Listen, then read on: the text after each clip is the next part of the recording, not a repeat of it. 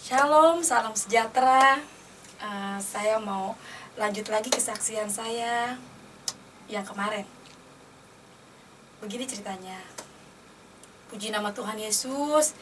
Sebelum saya banyak ngomong di sini, sebelumnya saya minta maaf. Apalagi khususnya buat orang di luar Kristen, untuk yang beragama di luar Kristen, nggak ada maksud hati saya untuk mengadu domba tentang agama di sini. Jadi yang saya katakan ini semua adalah kenyataan tentang hidup saya pribadi. Semua hanya untuk kemuliaan Tuhan Yesus. Hanya ini yang bisa saya berikan, khususnya untuk orang Kristen, supaya dia tetap sungguh-sungguh di dalam Tuhan Yesus. Jangan pernah meragukan tentang Tuhan Yesus itu siapa. Karena saya pribadi saksi dari betapa besarnya dan hidupnya Tuhan Yesus itu. Dan di sini saya membawa mama saya, puji Tuhan. Mama saya sudah percaya Tuhan Yesus, itu pun bukan karena motivasi atau diiming-imingin apapun, kita diproses Tuhan. Jadi ini mama saya. Iya. Halo. Ayo, Mbak ceritalah gimana Irma gitu. Iya, Irma sakit tadinya. Dia kanker payudara stadium 4. Saya tuh udah kemana aja, sampai ke alternatif, ke dokter, cuman nggak sembuh-sembuh. Terus ada orang yang nginiin saya gitu ya, kasih minyak urapan. Dia ke gereja, terus sembuh. Ya saya mah namanya sama anak, mau diapain aja sih, namanya obat. Jangankan katanya baru minyak, apa aja pokoknya saya kasih dah, yang penting dia sembuh. Sakitnya udah lama, 1,5 tahun. Kanker payudara sininya hancur. Namanya sebagai orang tua kan saya bingung juga. Mau kemana lah, saya orang nggak punya. Buat berobat aja, buat makan aja boro-boro. Apalagi buat berobat nih ya kita. Ya udahlah, kalau itu yang dari Tuhan, saya terima sampai sembuh dia. Puji Tuhan, dan anak saya bisa sembuh dalam nama Tuhan Yesus. Terus gimana Mak? Banyak mujizat juga. Mama saya ini awalnya juga nggak percaya, karena mungkin ya proses firman Tuhan itulah, kita kembali semua sama firman Tuhan.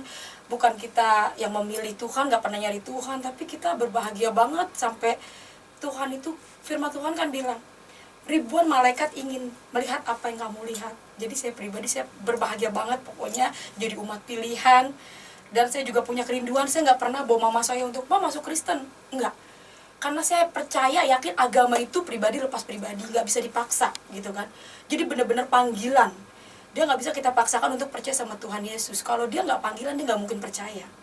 Tapi kalau panggilan, saya percaya ya, buktinya saya gitu kan. Jadi Tuhan tuntun benar-benar melalui proses jatuh bangunnya saya.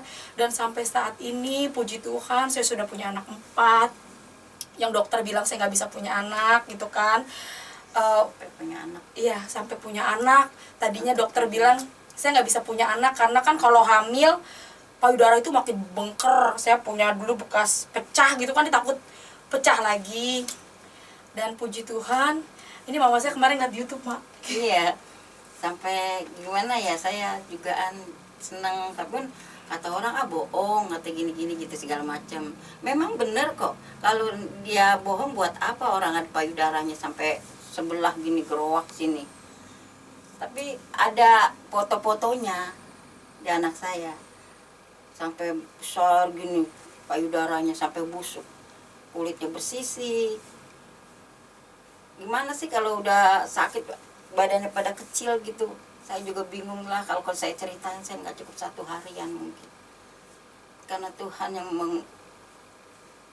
saya nggak bisa ngomong sama anak saya.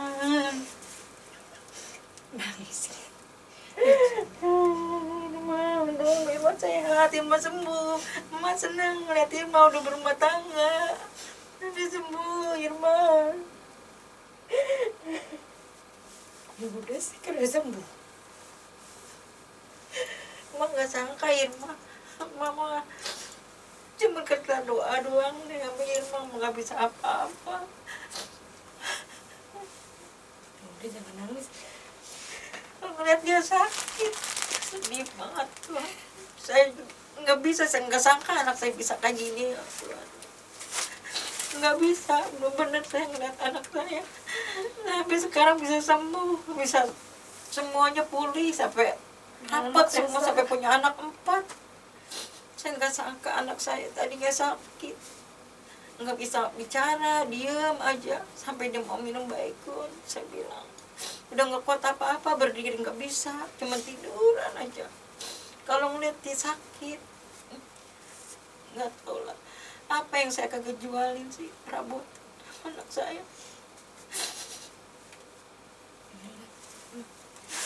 Saya nggak bisa ngomong, Irma, mama sayang Irma, sekarang Irma udah sembuh, mama kira jangan didengerin orang-orang. Irma biarin mama. Anak bilang Kristen nggak bisa didik anak pun karena mak tahu sendiri Irma. Ada Irma sekarang udah sehat.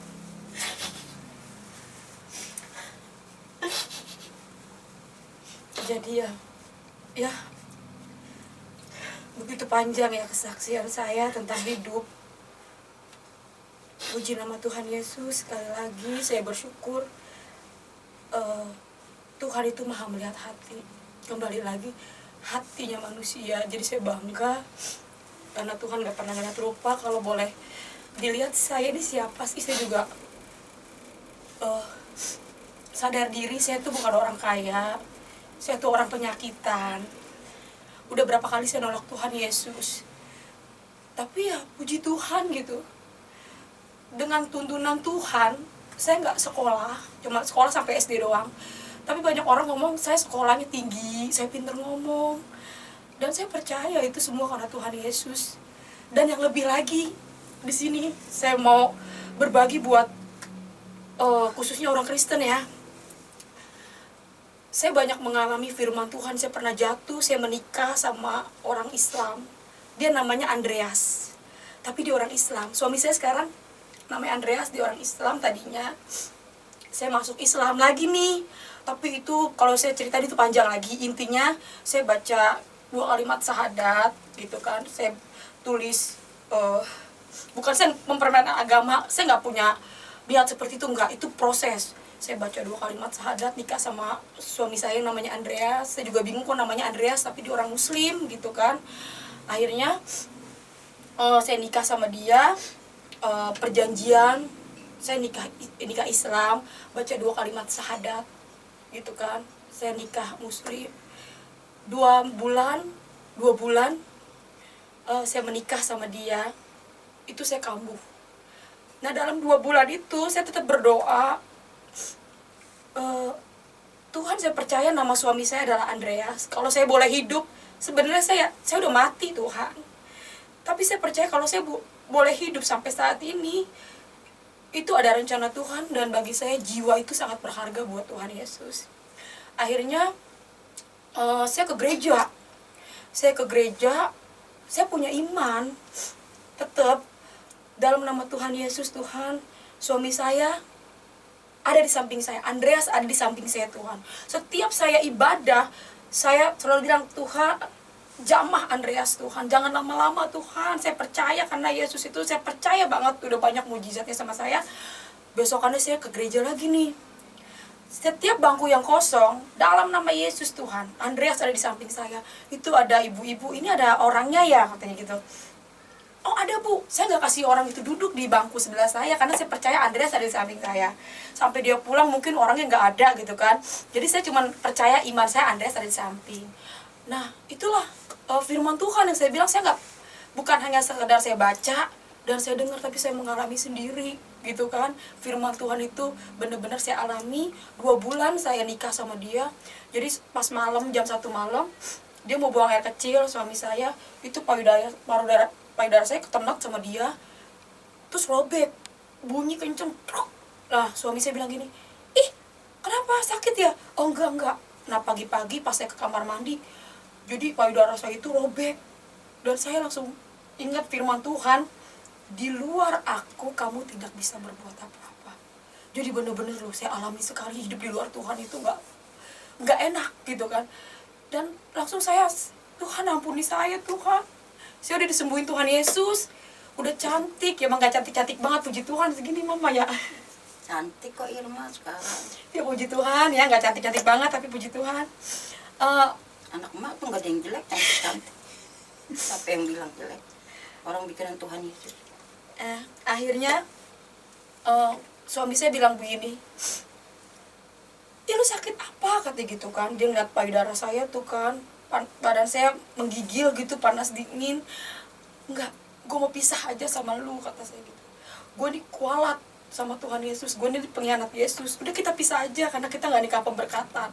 Udah gue mau kembali sama Tuhan Yesus, udah kita pisah aja, lu cari aja yang lain. Terus suami saya bilang gini, enggak, gue gak mau, gue mau tahu lu sakit apa. Tetap saya nggak mau ke rumah sakit dan saya nggak akan minum satu obat pun. Karena saya ngerasa gue kualat, gue ini pengkhianatnya Yesus. Udah disembuhin, udah cakep, katanya pinter. Selama 2003 ke 2011 saya nggak pernah kambuh, tapi nikah sama dia, ya itu dia, saya meninggalkan Tuhan. Karena firman Tuhan itu kan hidup. Di luar aku kamu tidak bisa berbuat apa-apa. Akhirnya suami saya bilang gini, kalau memang Yesus lu bisa nyembuhin lu tanpa lu minum obat, gue percaya sama Yesus. Karena saya bilang sama dia, saya nggak mau ke dokter, saya mau kembali, saya mau tangan Tuhan Yesus sendiri yang tolong nyembuhin saya nggak mau ke dokter. Akhirnya suami saya tantang kayak gitu, oke, gue mau lihat kalau memang Yesus lu bisa nyembuhin lu tanpa lu minum obat. Tapi dibawa ke rumah sakit. Iya, terus ke rumah sakit saya sama suami saya. Akhirnya saya sampai situlah, suami saya duduk di samping saya, ada dokternya perempuan, dia ngomong gini, Bapak, ini ibu ini punya riwayat kanker payudara. Jadi saya ceritalah sama dokter ini, Ibu, saya kualat sama Tuhan Yesus. Saya ceritakan pengalaman hidup saya disembuhin Tuhan Yesus, terus saya tinggalin Tuhan Yesus, saya pengkhianat Yesus, saya dikualat sama Tuhan Yesus gitu kan. Nah akhirnya pokoknya Bu, saya nggak mau minum obat.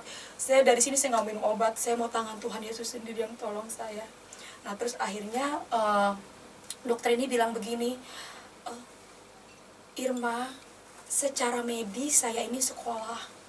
Secara medis kamu ini harus dibawa dagingnya ke ruang laboratorium, dicek gitu kan.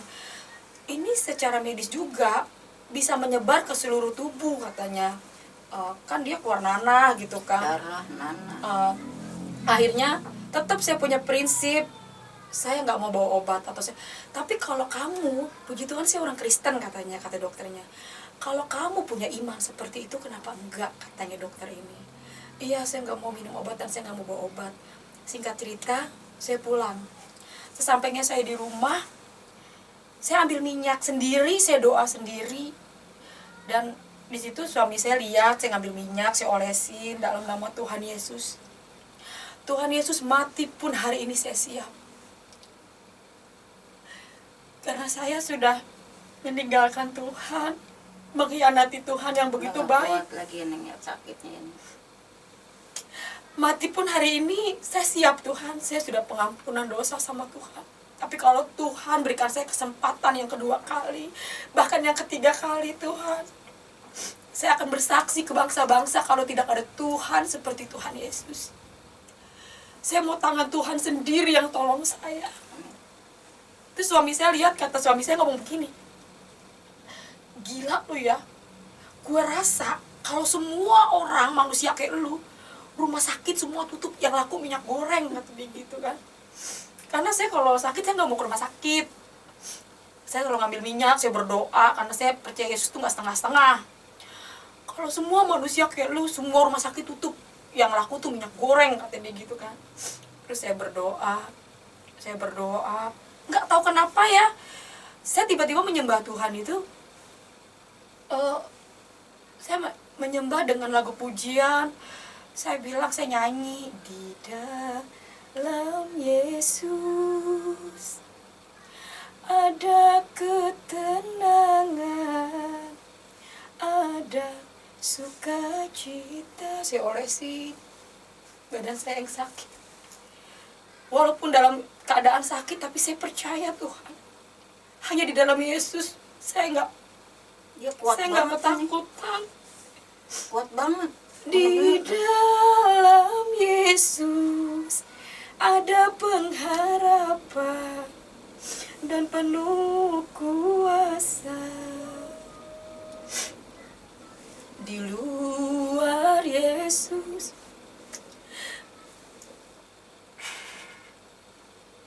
Udah jangan sepatu. Ya pokoknya di luar Tuhan Yesus itu nggak enak. Saya ngeri di luar Tuhan Yesus. Dan puji nama Tuhan, suami saya ngeliat saya sendiri boro-boro dioperasi, minum obat satu pun saya nggak minum. Saya cuma punya iman. Saya percaya Tuhan yang saya sembah, Tuhan yang memanggil saya dengan setia. Walaupun saya jatuh bangun, pernah jatuh dalam dosa juga. Udah.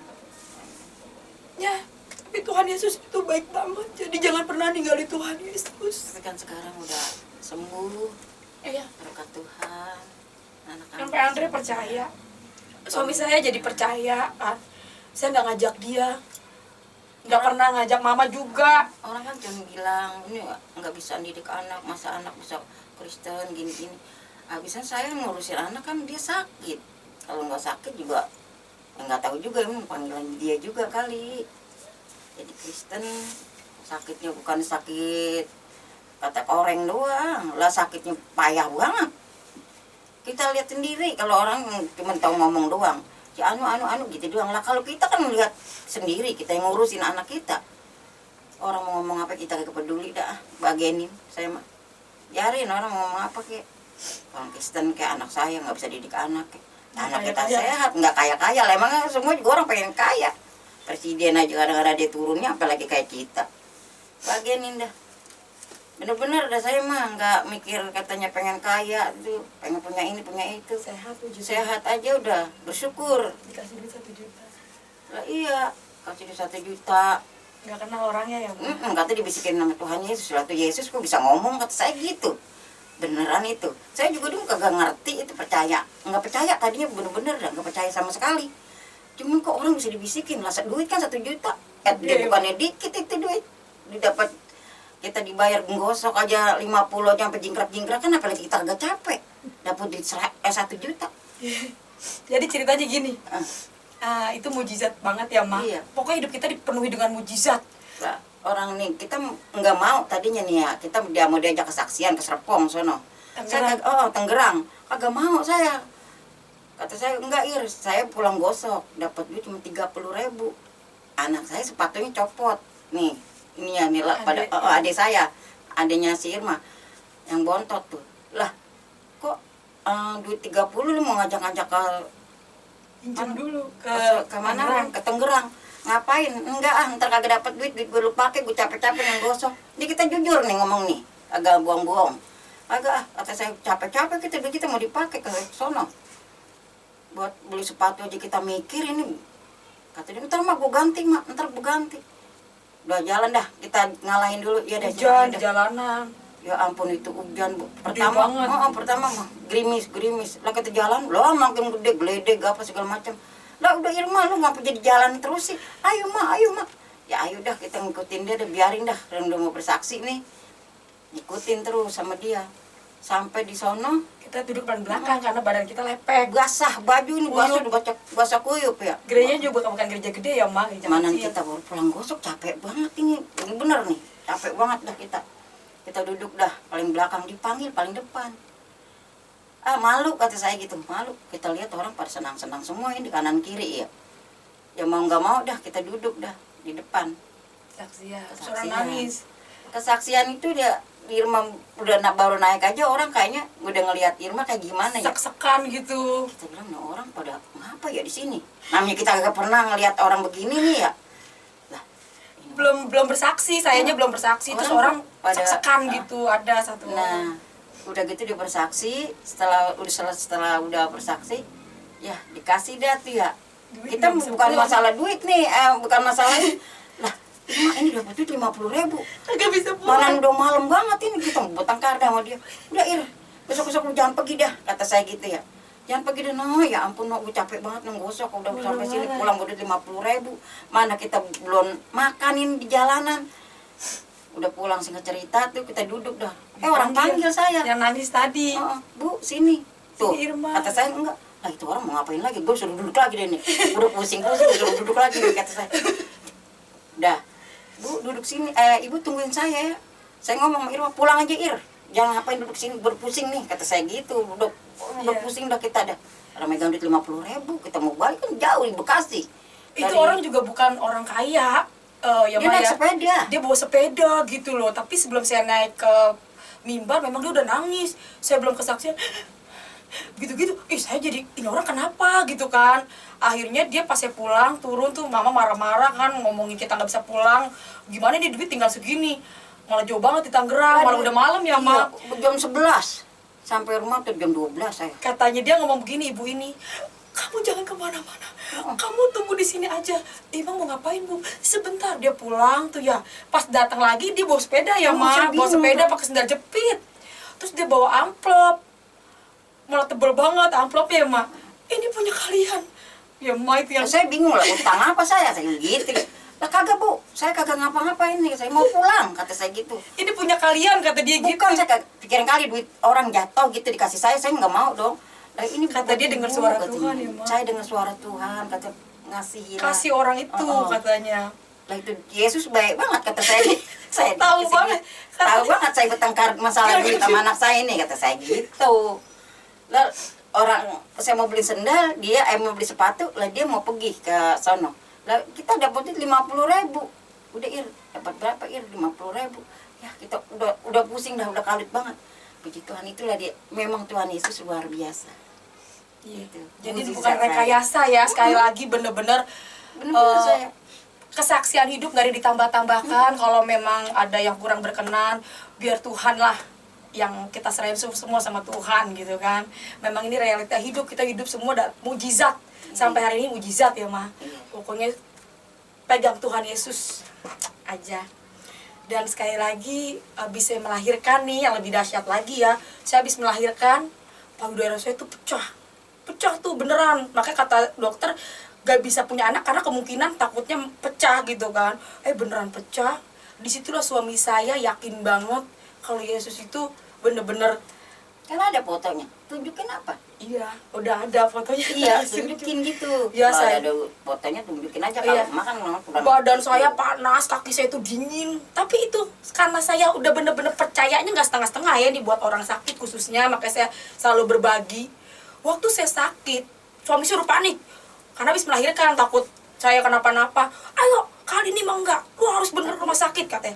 Akhirnya saya setel pujian doang nih, bener firman Tuhan. Rasakan deh, coba bukan saja mengalami tapi rasakan bener-bener Yesus itu hidup bagi yang sakit ya.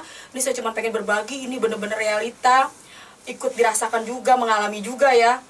Saya setel pujian, waktu badan saya sakit saya bukan tidur, saya orang sehat, jadi iman saya tuh sehat.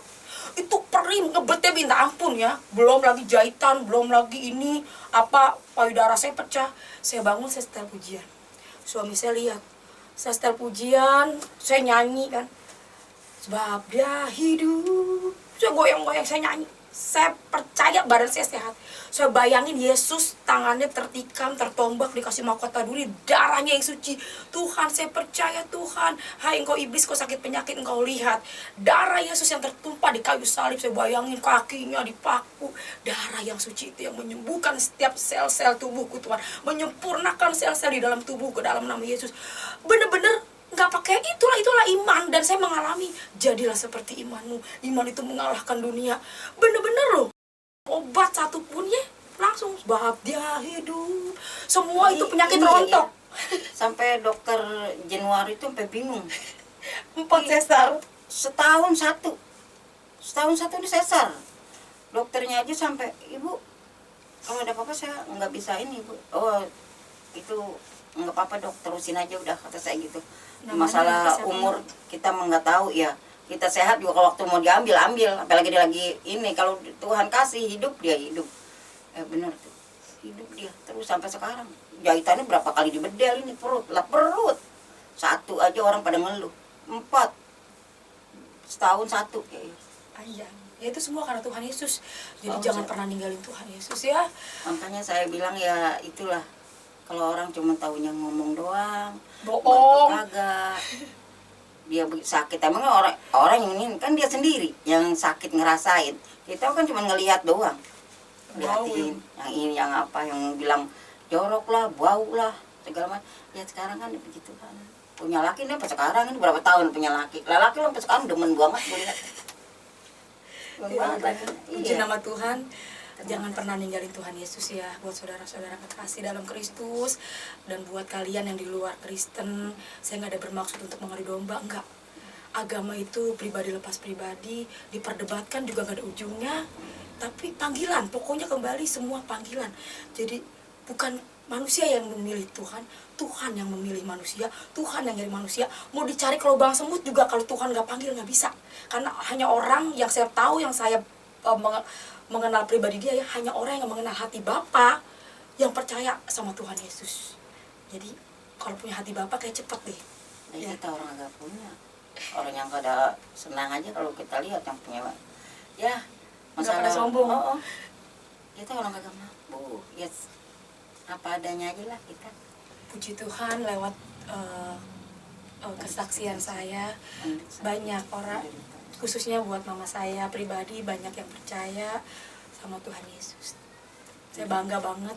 Sekali lagi, kalau banyak orang yang menghujat, ngejelekin Tuhan Yesus, jangan dibales. Itu pesan saya. Biarin aja, justru saya berbahagia karena firman Tuhan katakan, berbahagialah manusia yang dianiaya, dihina oleh karena nama Yesus. Jadi jangan dibales. Mau dibilang bohong kayak, mau dibilang yang jelek-jelek tentang Tuhan Yesus, jangan. Gak apa-apa. Demikianlah kesaksian kita berdua. Semoga kesaksian ini boleh menjadi berkat buat banyak orang.